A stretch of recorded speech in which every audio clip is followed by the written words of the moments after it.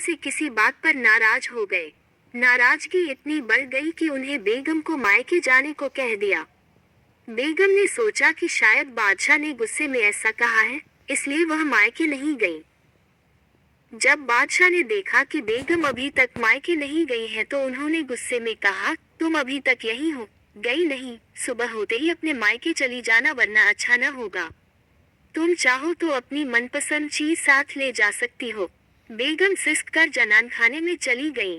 वहां जाकर उसने बीरबल को बुलाया। बीरबल बेगम के सामने पेश हो गया। बेगम ने बादशाह की नाराजगी के बारे में बताया और उनके हुक्म को भी बता दिया।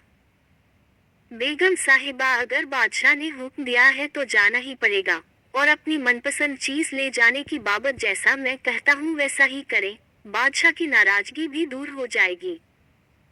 बेगम ने बीरबल से कहे अनुसार बादशाह को रात में नींद की दवा दे दी और उन्हें नींद में ही पालकी में डालकर अपने साथ मायके ले आए और एक सुसज्जित शयन कक्ष में सुला दिया। जब बादशाह की नींद खुली तो स्वयं को अनजाने स्थान पर पाकर हैरान हो गए। पुकारा, कोई है। उनकी बेगम साहिबा उपस्थित हुई।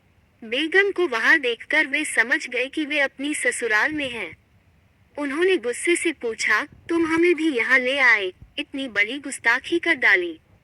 मेरे सरताज, आपने ही तो कहा था कि अपनी मनपसंद चीज ले जाना, इसलिए आपको ले आई। ये सुनकर बादशाह का गुस्सा जाता रहा। मुस्कुराकर बोले, जरूर तुम्हें ये तरकीब बीरबल ने ही बताई होगी। बेगम ने हामी भरते हुए सिर हिला दिया।